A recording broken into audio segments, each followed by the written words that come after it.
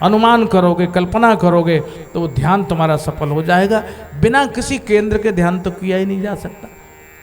प्रणव का ध्यान करो, ओम का ध्यान करो, अग्निबिंदु का ध्यान करो, शिवलिंग का ध्यान करो, कोई एक ध्यान का केंद्र बना करके 10 मिनट, ज़्यादा नहीं 10 मिनट भी जो लोग सुबह सुबह ध्यान करते हैं वो बहुत से मानसिक तनाव से मुक्त हो सकते हैं।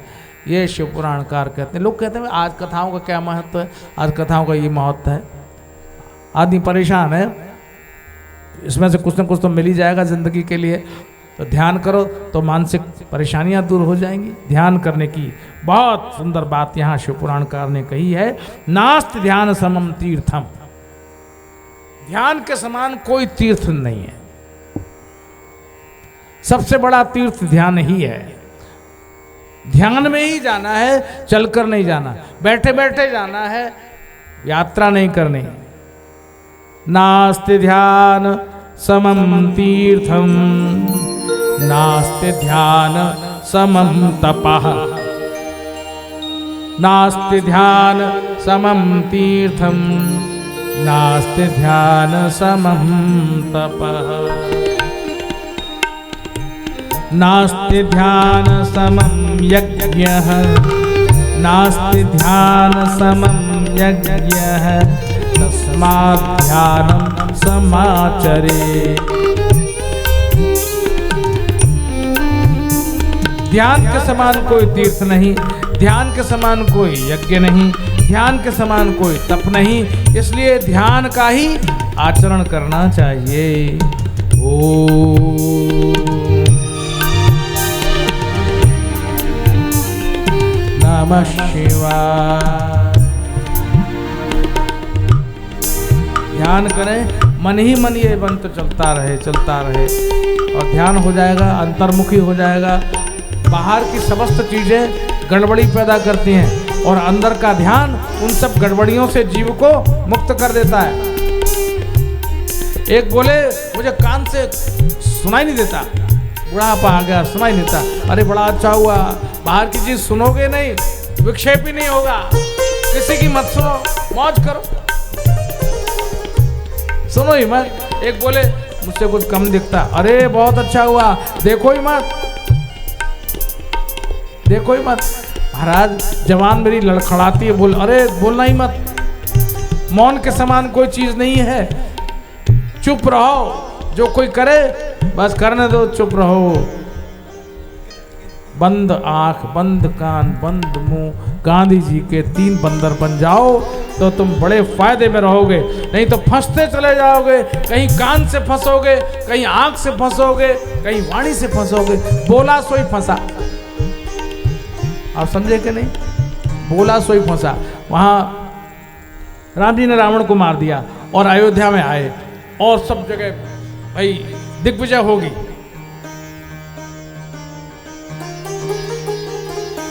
भगवान ने बहुत सारे यज्ञ किए, अश्वमेध यज्ञ किए, दिग्विजय किए। एक ने कहा भगवान वो मथुरा में एक राक्षस है, उसके कारण बहुत परेशान है। कौन है वो? भाई वो लवणासुर है। लवणासुर बहुत उपद्रव कर रहा है, सरकार अब क्या करे, कैसे मारा जाए? राम जी बोले हाँ भाई, वहां जाने को कौन तैयार होगा? और राम जी के परिकर में जितने थे वो कोई राम जी को छोड़ के जाना ही नहीं चाहते। बोले हमें तो यहीं अयोध्या में ही रहना पड़े, प्रभु की सन्निधि में मिले तो हम यहीं पड़े रहेंगे, कहीं ऐसा ना हो कि राम जी हमें भेज दें। राम जी ने कहा भाई मथुरा कौन जाएगा, लवणासुर का बहुत आतंक है, उसको मारकर मथुरा की राजधानी संभालनी है, कौन जाएगा? तो लोग कभी कभी बोलने में बहुत जल्दबाजी कर देते हैं। तो वही शत्रुघ्न खड़े हुए थे और शत्रुघ्न ने सरकार मैं चला जाऊं भैया, मैं चला जाऊं? हाँ। राम जी ने कहा जाओ तुरंत। बोले सो फंसे, जहां बोले राम जी ने जाओ जाओ जाओ जाओ। अब शत्रुघ्न जी मथुरा चले तो गए, लेकिन बाद में इतने पछताए कि मैं बोला क्यों, मैं बोला और प्रभु ने मुझे अपने से दूर कर दिया। मथुरा रहना पड़ेगा। सावधान, किसी भी अवसर पर मौन रहने की जिनको आदत है वो बहुत सी परेशानियों से बच जाएंगे। सास जी बड़बड़ा रही हैं, चिल्ला रही हैं और बहू जी कोई जवाब न देकर चुप हैं, हर बात में बहू हाँ माँ जी, हाँ माँ जी, हाँ माँ जी। सास कहती बहू बड़ी अच्छी है, तो कुछ जवाब नहीं देती है, तो बची रह गई। और जहाँ जवाब दिया वहीं शुरू हो गया महाभारत। आओ हथियार निकल आए, अपने अपने पल पर तड़प लड़ाई शुरू हो जाएगी। चुप रहने की आदत डालो, मौन सबसे श्रेष्ठ भाषण है, ये कहा गया। इसलिए ध्यान करें। इतने ही देर में ये सारे जितने ऋषिगण थे ये वहां काशी में एकत्र थे। ये लोग गमन करते थे, गमनागमन चलता ही रहता है। पहले ये लोग त्रिवेणी के तट पर थे, तीर्थराज प्रयागराज में थे, वहां जगह कम पड़ गई तो ब्रह्मा जी ने अपना मनस चक्र निकाला और कहा भाई इसके पीछे पीछे चले जाओ, तो जहां ये चक्र गिर जाए वहीं तुम लोग रुक जाना। तो ये पहुंचे जहां चक्र गिरा, उस जगह का नाम था नैमिषारण्य। नेमि माने चक्र होता है। जहां निमिषीर्ण हुआ उस जगह का नाम नैमिष पड़ गया, और जंगल तो था ही, तो नैमिष अरण्य नाम हो गया उसका। और सारे ऋषि वहीं बैठ गए। अब कभी कभी ये सारे ऋषि वहां काशी पहुंच जाते हैं। वहां फिर बात होती है भाई ये ब्रह्म का स्वरूप क्या है, प्रणव क्या है, इसका क्या सिद्धांत है, इसका क्या स्वरूप है, इसका क्या प्रभाव है, ईश्वर कैसा है, ये सवाल हुआ। सारे ऋषियों ने आपस में चर्चा की और ये चला, लेकिन इस चर्चा में किसी को कोई समाधान दिखा नहीं। ईश्वर कैसा है कैसे जान पाए। तो सारे के सारे ऋषि जब नैमिषारण्य पहुंच गए और आपस में चर्चा कर रहे थे कि ईश्वर कैसा है, ईश्वर का स्वरूप क्या है, कैसे करें, तब ये बात चल ही रही थी। तब उसी समय में भगवान वायु देवता प्रकट हुए। वायु प्रकट हुए, बड़ा भारी बवंडर चला, बड़े धूमधाम से भगवान वायु देवता का प्राकट्य हुआ। बोलिए वायु भगवान की। भगवान वायु का प्राकट्य हुआ। उन्होंने देखा ये सबके अंदर यही जिज्ञासा है कि कौन है, ब्रह्म कौन है, ईश्वर कौन है, सबको जानने की जिज्ञासा हुई। तो निर्णय हुआ इस जगत में एक शक्ति है जिसको जानना बहुत कठिन है। यतो वाचो निवर्तन्ते, जहां जाकर वाणी लौट आती है और शब्द बोलना भी चाहता है तो भी उसका वर्णन नहीं कर सकता है, जिसकी अनुभूति नहीं हो सकती, वो कौन है? वही ब्रह्म है। यूं तो वायु ने एक तिनके को कहा मैं उड़ा दूंगा, न वायु उड़ा सका और न अग्नि जला सका। तो सबके सामने दिक्कत आ गई, ये क्या है तिनका। उपनिषदों में इस तरह की जो कथाएं आई हैं वो ईश्वर के ब्रह्म शक्ति का उदाहरण दिया जाता है। ईश्वर इतना समर्थ है कि उसको हिलाना, उड़ाना, जलाना, सुखाना यह असंभव है। भगवान का सर्वव्यापकत्व तो वहां वर्णन हुआ। ईश्वर सर्वव्यापी है और भगवान के स्वरूप को जानना किसी के लिए भी संभव नहीं है। एक बार की बात बताते हैं। बड़ी भारी सभा थी। सुमेरु पर्वत पर नंदी जी विराजमान थे। सारे ऋषियों का समाज बैठा हुआ था। चर्चा हो रही थी, ब्रह्म तत्व पर चर्चा हो रही थी, उपदेश दिया जा रहा था। उसी समय वहां पर सनत कुमार जी वक्ता बने हुए बैठे थे।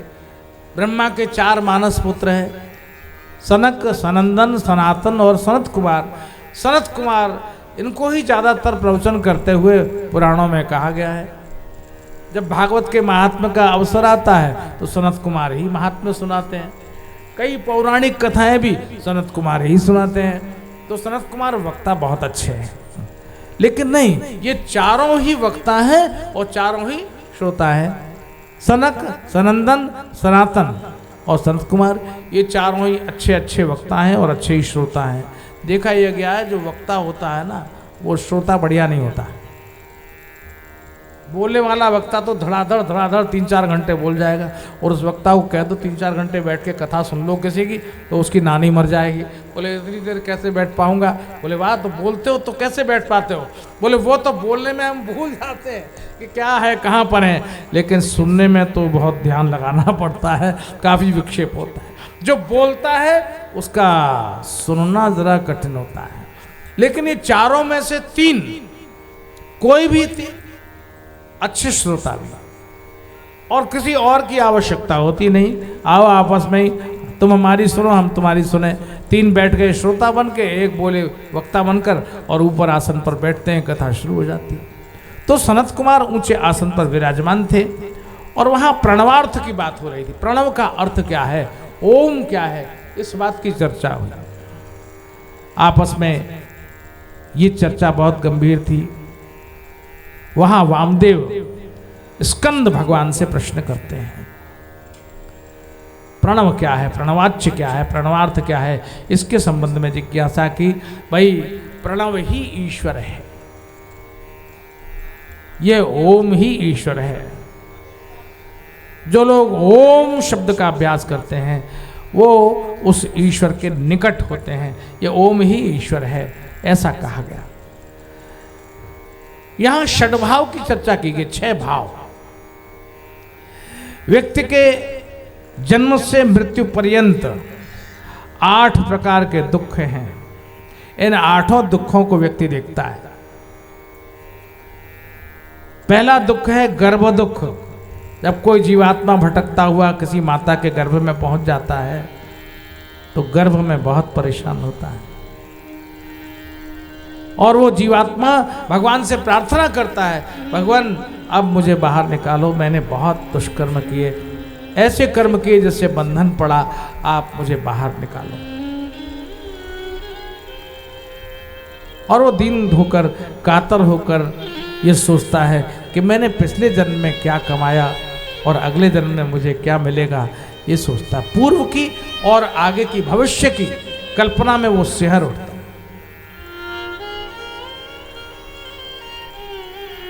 काई कमायो रे मनुआ, काई कमायो रे। वो जीव सोच रहा मां के गर्भ में।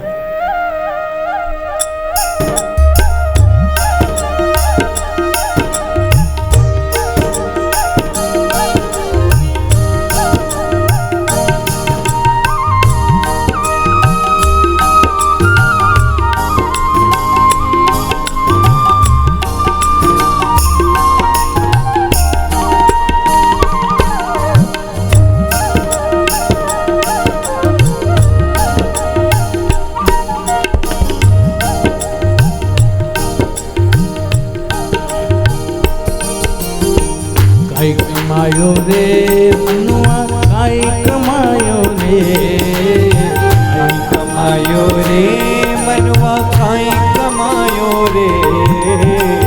लियो ना हरि को नाम, लियो न हरि को नाम, लियो ना हरि को नाम, लियो न हरि को नाम। कि बिरथा जन्म गंवायो रे रे रे रे रे। ओ बिरथा जन्म गंवायो रे, रे मनुआ काई कमायो रे रे रे रे रे रे।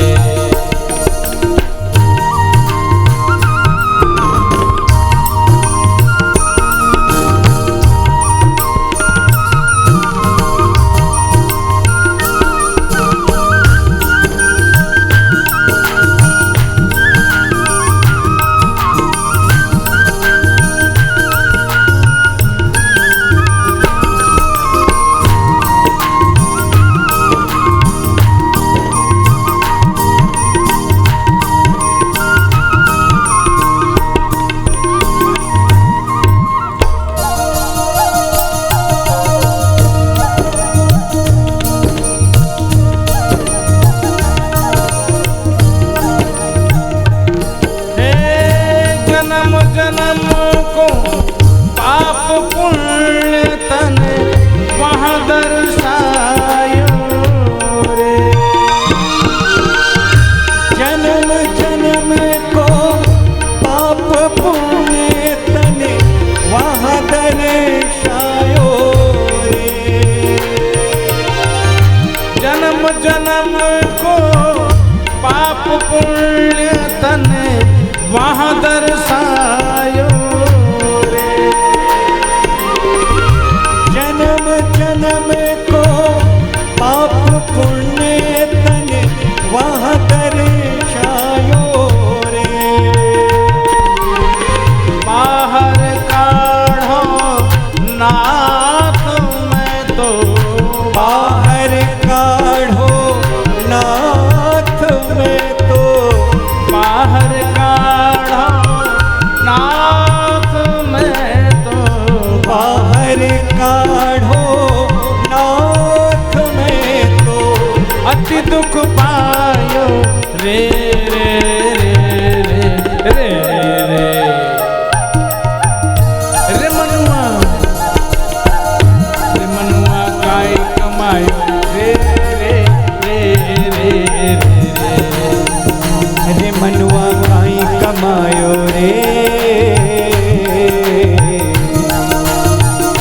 रे मनुआ काय कमायो रे रे रे रे रे रे।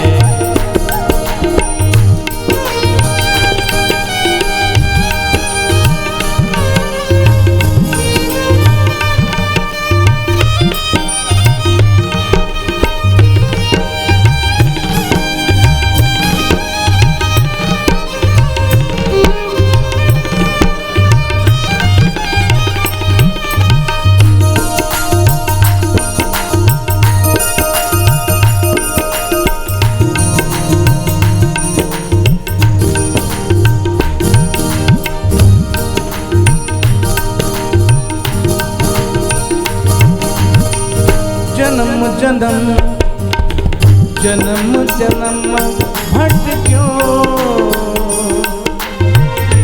जन्म जन्म भटक्यो अज्ञानी।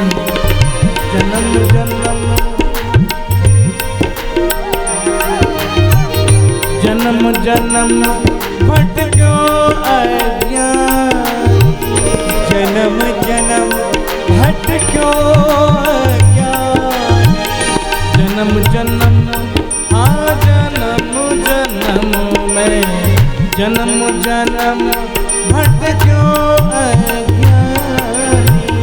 जन्म जन्म भटक्यो अज्ञानी। बहु दुख पायो रे बहु दुख पायो रे। अति दुख पायो रे अति दुख पायो रे।